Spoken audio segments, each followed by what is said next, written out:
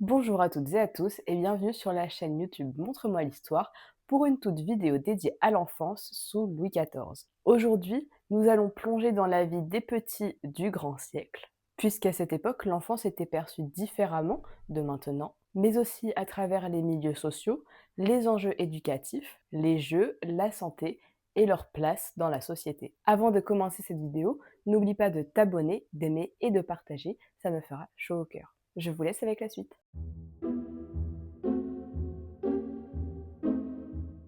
Commençons avec l'enfance du roi Soleil. Né le 5 septembre 1638 au château de Saint-Germain-en-Laye, Louis XIV fut surnommé dans son enfance Dieudonné, puisqu'il fut longtemps attendu après 23 ans de mariage entre Louis XIII et Anne d'Autriche. Fragile dès le début, il est strictement encadré. Professeur, éducateur, sous la régence d'Anne d'Autriche et de Mazarin, il est très tôt sensibilisé aux enjeux du pouvoir. Sa mère use d'une discipline forte, voire parfois violente, pour le dresser à son futur trône. À 5 ans, en 1643, il monte officiellement sur le trône, mais la régence dure quant à elle plusieurs années. La Fronde, entre 1648 et 1653, le marque profondément entre peur, humiliation, mais aussi instabilité, tout cela motive son absolutisme futur. Il participe dès 9 ans aux événements importants. Par exemple, il a ses premières responsabilités avec les revues de l'armée. Mais à 9 ans, vous vous doutez bien qu'il avait encore un caractère enfantin.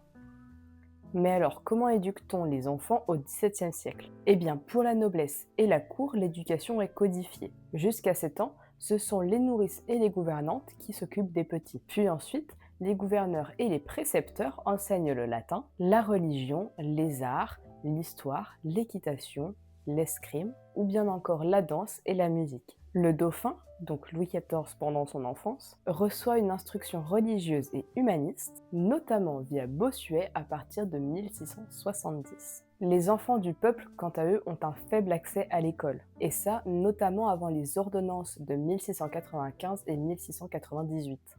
L'école devait être catholique, notamment après la révocation de l'édit de Nantes, mais cela offrait peu de scolarité. Le parcours scolaire classique se résumait aux lettres et prières, à la lecture en français puis en latin, et au catéchisme. Pour les filles, l'apprentissage était limité à la religion et à l'apprentissage des tâches ménagères. D'ailleurs, Madame de Maintenon le résume en disant qu'il faut élever vos bourgeoises en bourgeoises, la lecture fait plus de mal que de bien aux jeunes filles. Pour la vie quotidienne et les jeux, il y a encore des différences entre noblesse et le peuple. À la cour, les jouets sont somptueux pour la royauté, avec notamment des soldats de plomb, des chevaux miniatures, des automates, des dinettes luxueuses ou bien encore des carrosses miniatures. Tous ceux-ci sont d'ailleurs fabriqués par des orfèvres, par des ébénistes ou bien par des artisans prestigieux. Louis XIV reçoit par exemple une armée miniature qui a un coût très élevé. Son fils a quant à lui reçu une armée de cartes peintes qui ne coûtait pas moins de 29 000 livres. C'est seulement à la fin du XVIIe siècle qu'on voit une progression vers les jouets modernes, c'est-à-dire un peu plus éducatifs, avec des maquettes, des cartes ou bien des lanternes. Les enfants nobles pouvaient également profiter de jeux en extérieur ou en société. On peut penser notamment au billard, au pharaon, et au lansquenet qui étaient pratiqués à la cour et même par Louis XIV, notamment dans les jardins de Versailles. Il y a également des jeux traditionnels comme les toupies ou les cerfs-volants, mais il y avait aussi des jeux physiques comme Colin-Maillard ainsi que Cheval fondu qui sont représentés dans des tapisseries et des tableaux du XVIIe siècle. Pour les enfants du peuple, les jouets sont plus rudimentaires. Les enfants pouvaient jouer avec des billes, avec des bâtons, ou bien encore avec des jouets en bois et tissu, récupérés ou bien fabriqués localement. Mais être un enfant au XVIIe siècle, ce n'est pas comme être un enfant au XXIe siècle. La mortalité infantile était très élevée. Et ça touchait à la fois le peuple, mais aussi la noblesse. On estime qu'environ 16% des enfants meurent avant 1 an et que 36% d'entre eux meurent avant 7 ans. Et ça, même chez les princes. Par exemple, Louis XIV perd la majorité de ses enfants légitimes et seul le dauphin survivra. Cette mortalité est expliquée par tout un tas de maladies comme la tuberculose, la rougeole, la vérole ou bien encore la scarlatine. Par exemple, Marie-Thérèse, la fille de Louis XIV, est morte de la tuberculose à seulement 5 ans.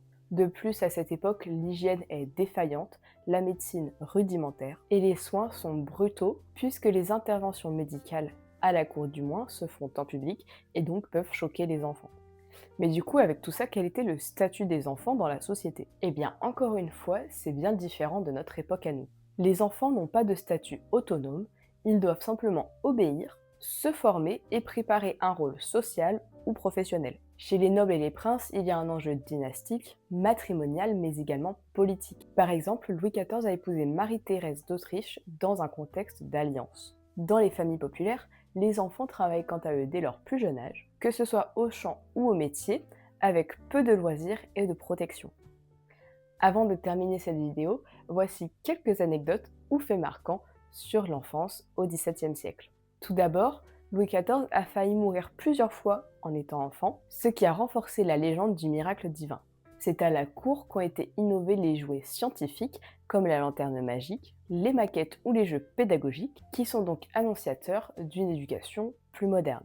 La mère de Louis XIV a imposé une éducation très stricte à son fils. Elle a même supervisé des aspects intimes de son éducation, représentant alors les mœurs de l'époque. Si nous devions alors synthétiser tout ce que nous venons de voir, nous pouvons dire que, au XVIIe siècle, l'enfance était contrastée selon le rang social, et cela du privilège royal aux difficultés populaires. L'éducation était très codifiée pour les plus nobles, mais presque inexistante pour les autres. Les jeux et les jouets sont également un reflet de l'ordre social, et la santé des enfants était très fragile, avec une mortalité lourde, qui était donc un reflet des limites humaines du grand siècle. Je vous remercie d'avoir regardé cette vidéo. Si elle vous a plu, n'hésitez pas à vous abonner, à commenter, partager et aimer, ça me fera chaud au cœur. En attendant, je vous dis à très vite pour plus d'histoires et de patrimoine.